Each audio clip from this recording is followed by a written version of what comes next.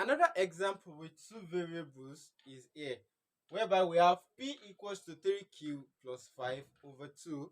And in this question, you have to make your q subject of the formula. How do you go about this? The first thing you do is to linearize your equation. Linear equations are more easier to solve than fraction. Did I just say that? Don't worry. Don't be scared of fraction. When we get to fraction, you see how simple fraction is also. So how do you do this? The first thing you do is to linearize this equation. Then there are two methods of linearizing this kind of question. In this type, you can use the denominator, that is the LCM of the denominator, to multiply the both sides of the equation. That is the first method you can use. That is, this p has 1 as the denominator, and this other side has 2 as the denominator. Denominator is the number below the fraction. So the LCM of 1 and 2 is 2. So you multiply this side by 2 and also multiply this side by 2. By doing that, you'll see that you're linearizing the equation. But the other method I like to use is very simple and straightforward, and I called it cross multiplication method. What do I mean by that? You draw a sign crossing this equal sign, and what does it mean? It means that whatever you have at the denominator here, you use it to multiply what you have at the numerator here, and whatever you have at the denominator here, you use it to multiply what you have at the numerator here.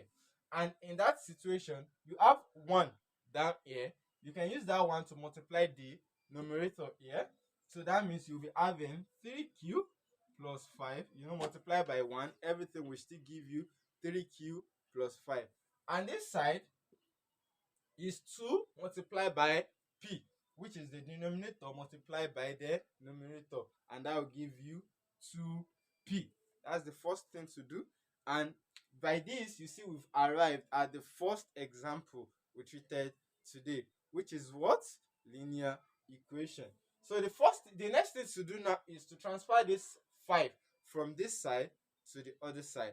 And how do you do that? We already know. You have 3q is equals to 2p what? Minus 5. And we need only q. We don't need this 3.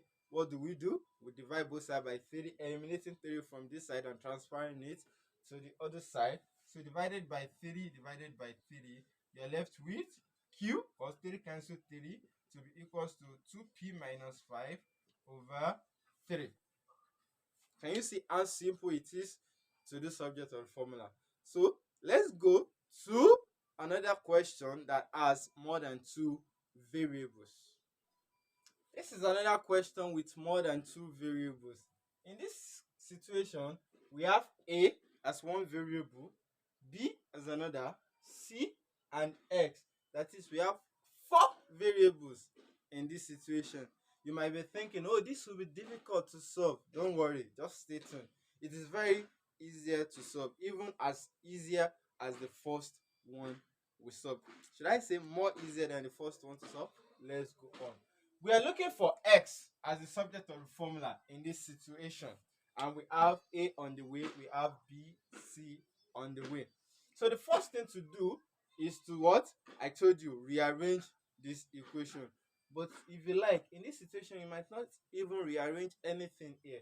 Just transfer this that has the x that you need to the other side, or transfer all this that you did not need to the other side.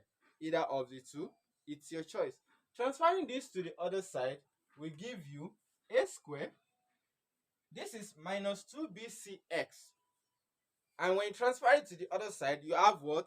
Plus 2bcx, leaving b square plus c square at the other side. The next thing to do is to what? You transfer this to the other side, which is your a square that you are not needing. You did not need this a square. And for you to transfer it to the other side, you'll be left with 2bcx to be equals to b square plus c square. This a square here is a positive number. Transferring it to the other side turns it to a negative number. That is, you have minus a square. Can you see it's becoming more clearer? You need x alone on this side, and you have 2bc along with it. The next thing to do is to what? Eliminate 2bc from it.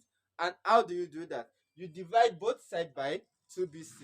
Dividing both sides by 2bc, eliminate 2bc from here, and you're left with x to be equals to b square plus c square minus a square over 2bc. Can you see? We've expressed x in terms of b, c, and a. That is, you did not have x on this side, you have all the x on this side. So let's try another example on question that has more than two variables. This is another question that involves variables more than two. You have w over w minus p equals to w minus q over w minus r. Guess what? What do you think we're making subject of formula in this situation? We're making w subject of formula. Yes, this will be some tedious work, right? No, it's very simple. You're thinking because we have w with every term we have in this equation, it will be difficult to do. No. The first thing you do, like I said in the first time, is what? To linearize the equation. Whenever you have an equation in terms of fraction, try to linearize the equation and it becomes more simpler to solve and you won't get it confused actually. So there are two methods of solving this. It's either you multiply the LCM of the denominators of both sides with both sides, or what? Okay, you do the cross multiplication. You might be thinking, what is the LCM of the denominators in this side? Just take your w minus p into bracket w minus r. Then you're good to go. Because this goes in this and this also goes in this. So you're good to go. Let's go on, please. What I'll be using here is cross multiplication. So it will be quite faster instead of us dividing, crossing, and doing all this thing. So once you do this, the cross multiplication sign, our secret side, okay, you have this multiplied by this, that is w into bracket w minus r, equals to this multiplied by this, that is w minus q into bracket w minus p.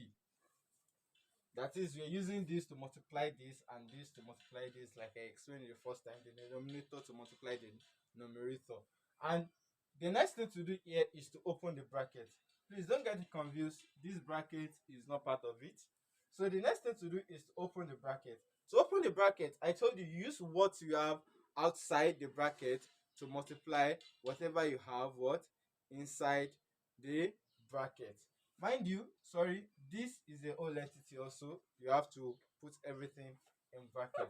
So you have your w multiplied by w will give you w square, and your w multiplied by minus r will give you minus w r, equals to your w multiplied by w will give you w square. Your w multiplied by minus p will give you minus wp.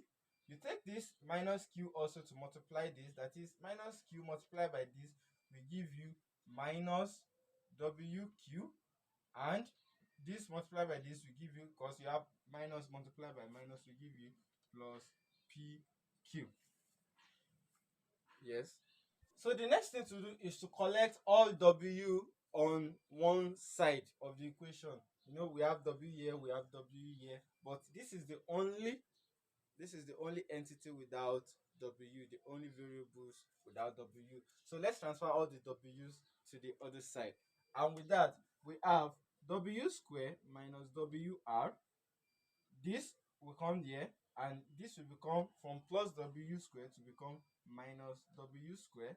Then you have it plus wp, you have it plus wq.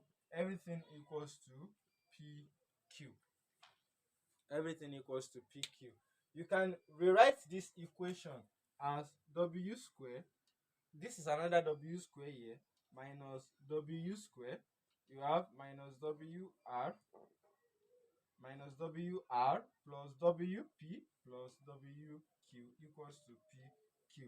Your W square minus W square is 0. You'll be left with minus WR plus WP plus WQ equals to PQ, right? Yes. So from here, you can write this equation or leave it like this. Writing this equation simply means you are putting maybe positive first, but you can still use it this way. But the next thing to do is to collect W from all this. To collect W from all this.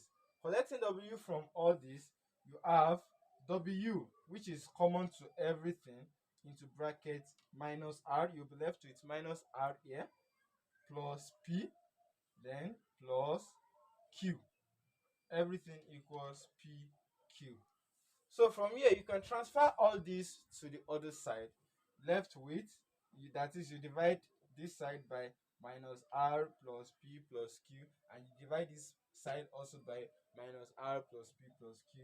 So you'll be left with W to be equals to PQ over minus R plus P plus Q. Making minus R comes first might look somehow absurd. So you can do it this way. W equals to PQ over P minus R plus Q.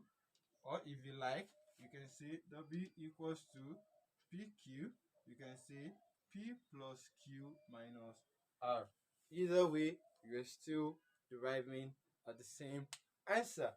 With this, you've made your W subject of formula, leaving all other entities and variables at the other side and expressing W in their terms. So, thank you for watching this video from the beginning. What we've just been doing since morning is changing subject of formula from one term to another. That is expressing one variables in terms of the others. So please, the next thing we'll be going to under subject of formula is what we call variation. And I would like you to on your notification bell, so when next I drop the video on variation, you'll be notified immediately. Please don't miss any part of this section, because we'll be making mathematics as simple as possible. Thank you for watching. Thank you. Bye.